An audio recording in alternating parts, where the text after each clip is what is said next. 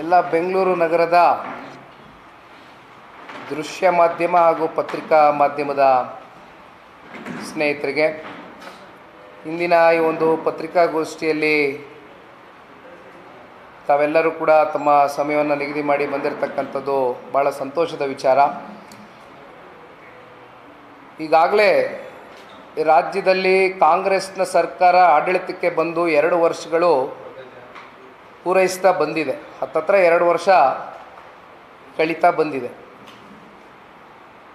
ಕಾಂಗ್ರೆಸ್ನ ಸರ್ಕಾರ ಆಡಳಿತಕ್ಕೆ ಬಂದಾಗಲಿಂದನೂ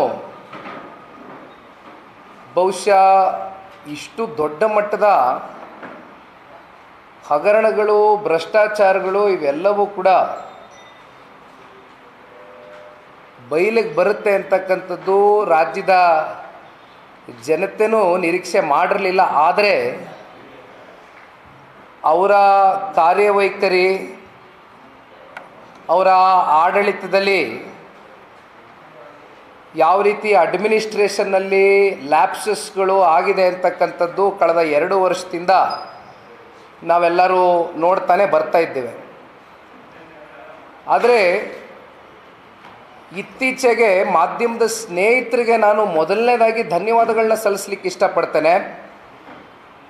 ಪತ್ರಿಕಾ ಮಾಧ್ಯಮ ಹಾಗೂ ದೃಶ್ಯ ಮಾಧ್ಯಮದ ಕೆಲವೊಂದಷ್ಟು ಮಾಧ್ಯಮಗಳು ಸ್ಮಾರ್ಟ್ ಮೀಟರ್ ಇನ್ಸ್ಟಾಲೇಷನ್ನಲ್ಲಿ ನಮ್ಮ ರಾಜ್ಯಕ್ಕೆ ಸಂಬಂಧಪಟ್ಟಂತೆ ಪಾರದರ್ಶಕವಾದಂಥ ಒಂದು ಟೆಂಡರ್ ಪ್ರಕ್ರಿಯೆ ಆಗಿಲ್ಲ ಅಂತಕ್ಕಂಥದ್ರ ಬಗ್ಗೆ ಹಲವಾರು ಮಾಹಿತಿಗಳನ್ನ ಸಂಗ್ರಹಣೆ ಮಾಡಿ ರಾಜ್ಯದ ಜನತೆಯ ಮುಂದೆ ಇಟ್ಟಿರ್ತಕ್ಕಂಥ ಮಾಧ್ಯಮದ ಸ್ನೇಹಿತರಿಗೆ ಮೊದಲನೇದಾಗಿ ನಾನು ಧನ್ಯವಾದಗಳನ್ನ ಸಲ್ಲಿಸಲೇಬೇಕಾಗ್ತದೆ. ಬಹುಶಃ ಇತ್ತೀಚೆಗೆ ಸದನ ನಡೀಬೇಕಾದ್ರೆ ಸದನದ ಇನ್ನೇನು 2-3 ದಿನಗಳು ಸದನ ಅಂತ್ಯ ಆಗಬೇಕಾಗಿತ್ತು. ಆ ಸಂದರ್ಭದಲ್ಲಿ ಸ್ಮಾರ್ಟ್ ಮೀಟರ್ ಇನ್ಸ್ಟಾಲೇಷನ್ನಲ್ಲಿ ಆಗಿರ್ತಕ್ಕಂಥ ಹಗರಣದ ಬಗ್ಗೆ ತಾವೆಲ್ಲರೂ ಏನು ಪ್ರಸ್ತಾವನೆಯನ್ನು ಮಾಡಿದ್ದಿ, ಭಾರತೀಯ ಜನತಾ ಪಾರ್ಟಿಯ ಒಬ್ಬರು ಶಾಸಕರು ಕೂಡ ಅದರ ಬಗ್ಗೆ ಸದನದ ಒಳಗಡೆ ಪ್ರಸ್ತಾವನೆಯನ್ನು ಮಾಡಿದರು. ತಾವು ಯಾವಾಗ ಈ ಹಗರಣದ ಬಗ್ಗೆ ಮಾಧ್ಯಮಗಳಲ್ಲಿ, ಪತ್ರಿಕೆಗಳಲ್ಲಿ ಮಾಹಿತಿಯನ್ನು ಕಲೆ ಹಾಕಿದ ನಂತರ ಇದರ ಒಳಗಡೆ ಯಾವ್ಯಾವ ರೀತಿ ಅಕ್ರಮ ನಡೆದಿದೆ ಅಂತಕ್ಕಂಥದ್ರ ಬಗ್ಗೆ ನಾನು ಕಳೆದ 2 ದಿನದಿಂದ ಮಾಹಿತಿಯನ್ನು ಕಲೆ ಹಾಕಲಿಕ್ಕೆ ಪ್ರಾರಂಭ ಮಾಡಿದೆ. ಈಗ ಈ ಹಿಂದೆ ಇವತ್ತೇನು ನಾವು ಸ್ಮಾರ್ಟ್ ಮೀಟರ್ನ ಇನ್ಸ್ಟಾಲೇಷನ್ ಆಗಬೇಕು ಅಂತಕ್ಕಂಥದ್ರ ಬಗ್ಗೆ ಈಗಾಗಲೇ ಹಲವಾರು ರಾಜ್ಯಗಳು ಇನ್ಸ್ಟಾಲೇಷನ್ ಮಾಡಿವೆ. ಈ ಹಿಂದೆ ನಮಗೆ ಅನಲಾಗ್ ಸಿಸ್ಟಮ್ ಇತ್ತು, ತದನಂತರ ಡಿಜಿಟಲ್ ಬಂತು.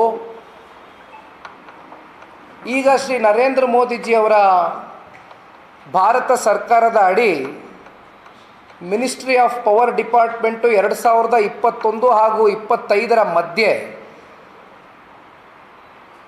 RDCC ಅಂತ RDSS ಅಂತ ಒಂದು ಸ್ಕೀಮನ್ನು ಇಟ್ಟಿರ್ತಕ್ಕಂಥದ್ದು. ರಿವ್ಯಾಂಪ್ ಡಿಸ್ಟ್ರಿಬ್ಯೂಷನ್ ಸೆಕ್ಟರ್ ಸ್ಕೀಮ್ ಅಂತ ಏನು ಕರಿತೇವೆ. 3,03,15,000 ಅಷ್ಟು ಹಣವನ್ನು ಅದರಲ್ಲಿಟ್ಟು ಈ ಸ್ಮಾರ್ಟ್ ಮೀಟರ್ನ ಇನ್ಸ್ಟಾಲೇಷನ್ಗೆ ಸಂಬಂಧಪಟ್ಟಂತೆ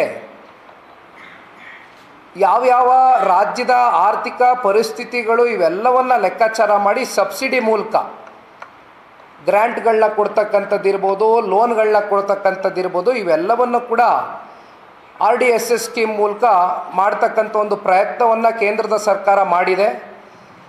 ಅದರಲ್ಲಿ ಈಗಾಗಲೇ ಯಶಸ್ವಿಯಾಗಿ ಸರಿಸುಮಾರು 19,79 ಲಕ್ಷ ಅಷ್ಟು ಈಗಾಗಲೇ ಇನ್ಸ್ಟಾಲೇಷನ್ ಪ್ರಕ್ರಿಯೆಗಳು ನಮ್ಮ ಭಾರತ ದೇಶದಲ್ಲಿ ಹಲವಾರು ರಾಜ್ಯಗಳಲ್ಲಿ ಈಗಾಗಲೇ ಯಶಸ್ವಿಯಾಗಿ ನಡೆದಿದೆ. ಆದರೆ ಇಲ್ಲಿ ನಮ್ಮ ಇಂಧನ ಸಚಿವರೇನಿದ್ದಾರೆ, ಎನರ್ಜಿ ಡಿಪಾರ್ಟ್ಮೆಂಟ್ಗೆ ಸಂಬಂಧಪಟ್ಟಿರ್ತಕ್ಕಂಥ ಇಲಾಖೆಯ ಅಧಿಕಾರಿಗಳಿರ್ಬೋದು, ಮಂತ್ರಿಗಳಿರ್ಬೋದು, RDSS ಸ್ಕೀಮ್ನಿಂದ ಆ ಫ್ರೇಮ್ವರ್ಕ್ನಿಂದ ಹೊರಗಡೆ ಹೋಗ್ತಕ್ಕಂಥ ಒಂದು ಕೆಲಸವನ್ನು ಮಾಡಿದ್ದಾರೆ. ಈಗ ಒಂದು ಕಡೆ ರಾಜ್ಯ ಸರ್ಕಾರ ಹೇಳ್ತಾರೆ ಕೇಂದ್ರದ ಸರ್ಕಾರದಿಂದ ನಮಗೆ ಯಾವುದೇ ರೀತಿ ಅನುಕೂಲಗಳು ಸಿಗ್ತಾ ಇಲ್ಲ, ರಾಜ್ಯದ ಜನತೆಗೆ ಕೇಂದ್ರದ ಸರ್ಕಾರ ಸಂಪೂರ್ಣ ನಿರ್ಲಕ್ಷ್ಯ ಮಾಡಿದ್ದಾರೆ ಅಂತಕ್ಕಂಥ ಆರೋಪವನ್ನು ಮಾಡ್ತಾರೆ. ಇನ್ನೊಂದು ಕಡೆ ಇಂಥ ಸ್ಕೀಮ್ಗಳಿಂದ ಆಚೆ ಬರ್ತಕ್ಕಂಥ ಕೆಲಸವನ್ನು ಮಾಡ್ತಾರೆ. ಯಾತಕ್ಕೋಸ್ಕರ RDSS ಸ್ಕೀಮಿಂದ ಆಚೆ ಬಂದರು ಅಂತಕ್ಕಂಥದ್ದನ್ನು ಇವತ್ತು ಇಂದಿನ ಸಚಿವರು ಇರ್ಬೋದು ಅಥವಾ ಅಫಿಷಿಯಲ್ಗಳು ಉತ್ತರ ಕೊಡಬೇಕಾಗ್ತದೆ. ಏಕೆಂದರೆ ಇದು ಭಾಳ ಅತ್ಯಂತ ಅನುಮಾನಗಳಿಗೆ ಎಡೆ ಮಾಡಿಕೊಡ್ತಕ್ಕಂಥ ವಿಚಾರ. ನಿಮ್ಮಲ್ಲಿ ಸಬ್ಸಿಡಿಗಳು ಕೊಡ್ತಕ್ಕಂಥದ್ದಕ್ಕೆ RDSS ಮುಂದಾದರೂ ಕೂಡ ನೀವು ಅದರಿಂದ ಹೊರಗೆ ಬಂದಿದ್ದೀರಿ ಫ್ರೇಮ್ವರ್ಕಿಂದ ಅಂತಕ್ಕಂಥದ್ದಾದರೆ ಬಹುಶಃ ಒಂದು ಇಲ್ಲಿ ನಾವು ಸ್ಪಷ್ಟವಾಗಿ ಅರ್ಥ ಮಾಡ್ಕೊಳ್ಬೋದು, ಒಳಗಡೆ ಏನೋ ಒಂದು ಗೋಲ್ಮಾಲ್ ನಡೆದಿದೆ, ಅದರಲ್ಲಿ ಯಾವುದೇ ಅನುಮಾನ ಇಲ್ಲ. ಈಗ ಇದರ ಸಂಬಂಧಪಟ್ಟಂಥ ದಾಖಲಾತಿಗಳು ನಾವು ಕಲೆ ಹಾಕ್ತಾ ಹೋದಾಗ ಹೆಚ್ಚಿನ ವಿಡಿಯೋಗಳಿಗೆ ಪ್ರತಿಧ್ವನಿ ಯೂಟ್ಯೂಬ್ ಚಾನೆಲ್ ಸಬ್ಸ್ಕ್ರೈಬ್ ಮಾಡಿ, ಬೆಲ್ ಐಕಾನ್ ಕ್ಲಿಕ್ ಮಾಡಿ.